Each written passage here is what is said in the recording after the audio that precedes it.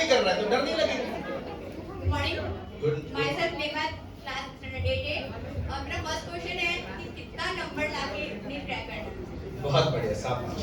कितना नंबर लाके भी नीट क्रैक करना। देखो बेटा, कट ऑफ फिक्स नहीं है। कट ऑफ क्या है आपका, फिक्स नहीं है कि इतना ही होगा, सब चेंज होता रहता है।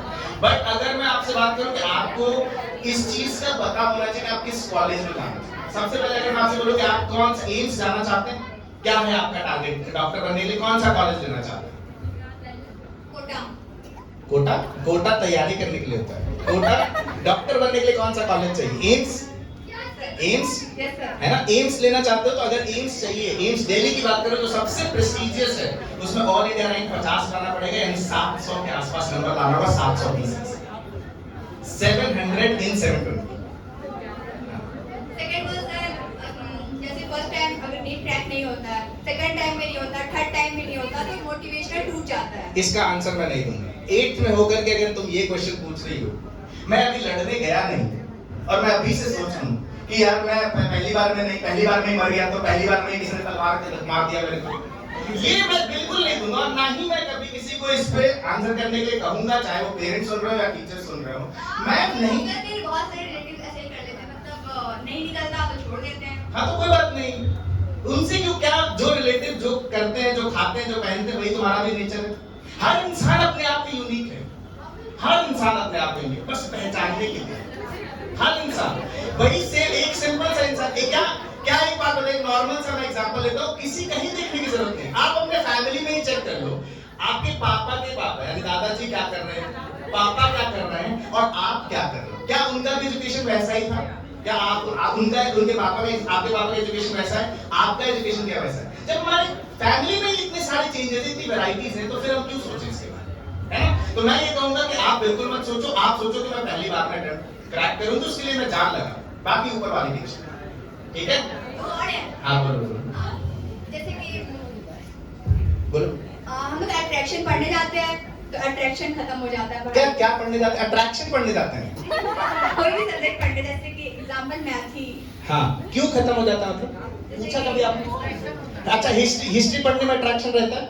नहीं, साइंस पढ़ने में रहता है। साइंस पढ़ने में रहता है तो साइंस ही तो फिजिक्स, केमिस्ट्री, बायो, मेडिकल ही करना, साइंस ही है, अट्रैक्शन वही रखो। नहीं, अभी 8 में ना तो 9 से निकालना है ना। तो वो तो इतना तुम पढ़ के रट के अभी तो क्या कर रहे हो? ऑब्वियस बात, हिस्ट्री रट ही रहे हो, जो नहीं समझ आ रहा है उसको क्या कर रहे हो? मैं बताऊं, मैथ्स में मेरा हिस्ट्री जाकर के चेक कर लेना, अगर पता चलता है किसी से, मेरे पापा मम्मी सब किसी से भी कभी मौका मिला मैं बताऊंगा। मैथ्स में प्री बोर्ड तक मेरे नंबर थे 33, बाकी सब में मेरे अच्छे आते थे। मेरे एक सर थे, नसीम सर है, बहुत एजेड है वो, उन्होंने कहा था, मैं खुद डॉन बॉस्को पटना का पढ़ा हुआ हूं, अगर नाम सुना होगा तुम लोगों ने, डॉन बॉस्को अकेडमी पटना का प्रोडक्ट हूं मैं। और मैं कह रहा हूं कि मैथ्स में 33, उन्होंने कहा था कि मैथ्स में या तो जीरो या तो हीरो, तू तो फिर भी ठीक है, तेरे 35 नंबर आ रहे हैं, ना तो जीरो है ना तो हीरो है। और वो बात फिर उसके बाद वापस से उन्होंने अलग जाके समझा दिया था कि इसका सिर्फ मैथ्स ही है जो परसेंटेज डुबाएगा, बाकी सब कुछ इसका सही है। सब कुछ तो रहते हैं बहुत जबरदस्त था। हिस्ट्री वाले मैम एकदम ऐसा लड़का ही नहीं देखा, वो एक चीज में रख देता था, और आईसीएसई बोर्ड में चाहिए यही था। तो मैं एक वही चीज उनको कह दिया, मेरे अंदर वो डर बैठ गया। अभी तक मैं निश्चित था, क्यों? क्योंकि मुझे 10 लोगों का तारीफ मिल रहा था, सिर्फ मैथ्स वाले सर के पास जाने में डर लगता है, क्योंकि वो पूरी तारीफ का बना देंगे। तो उसके बाद क्या हुआ कि मैं 3 महीने में मैंने पढ़ा और मेरे मैथ्स में बोर्ड्स में 92 नंबर हैं, बोर्ड्स में 92, 33 प्री बोर्ड की बात बता रहा हूं। कितने 3 महीने मैंने क्या किया? मैथ्स में रख दिया मैंने मैथ्स में रख दिया। सेमिनार पब्लिकेशन का किताब आता था, मैंने मैथ्स में 4 बार बनाया, 4 बार सॉल्व किया मैंने क्वेश्चन। मैं वहां जब गया था पेपर में, मैंने क्योंकि स्कूल की एग्जामिनेशन तो वही क्वेश्चन आते देखे मैंने कहा ये ऐसा तो देखा वो क्वेश्चन आ रहा है, ये देखा लग रहा है। और मैं इतना बढ़िया सा प्रेजेंटेशन, दोनों तरफ बाउंड्री खींच के ये सजा के लिखा था कि बांग्ला नंबर 33 का पापा लड्डू लेके आ गए।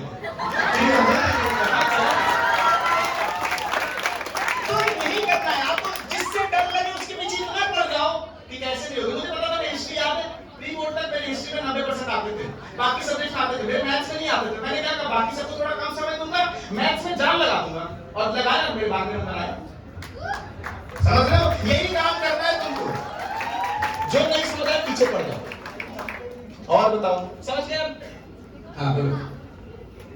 मम्मी जैसे बोलती बोलती है सुबह में उठ के पढ़ा करो। मम्मी को बोलो कि मम्मी कोई बात नहीं, मैं सुबह पढ़ूं रात को पढ़ूं, जब पढ़ूं बस आप चेक कर लिया करो अपनी तसल्ली के लिए। मम्मी इसलिए कहती है कि मम्मी देर तक जगना नहीं चाहती है। कौन कहे कि पढ़ रही है कि टीवी देख रही है, रील्स देख रही है।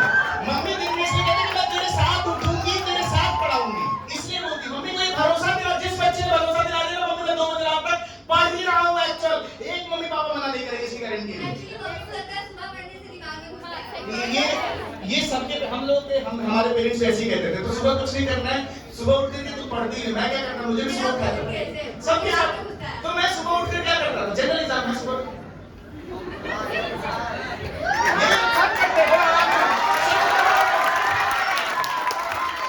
मम्मी क्या करेगी, जाते हुए क्या बोलेगी, भाई तुम पढ़ो, मैं उठूंगा, मम्मी तो जबरदस्ती करोगे, मैं उठ जाऊंगा, उठने के बाद मेरा नहीं बायोलॉजिकल क्लॉक वैसा नहीं है, मैं पढ़ रहा हूँ, मेरी नींद आ रही, मैं क्या करूँ, रात को पढ़ूंगा, मैं रात को पढ़ के दिखाओ मम्मी को, मैं 1 हफ्ते में गारंटी देता हूँ कि मम्मी बोलना बंद कर दे, तुम पढ़ के दिखाओ और नंबर भी नहीं करते, ये गारंटी। लेकिन मन जब करे तभी पढ़ो, ये नहीं कि बेटा मम्मी के कहने पे उठ गए, मम्मी का राजा बेटा बनने के लिए ना रात को नींद पूरी सही से कर पा रहे, ना दिन में भी किताब लेके झुकनी करते हैं ऐसे, ये नहीं करना, ठीक है, आंसर मिल गया बस। Next question.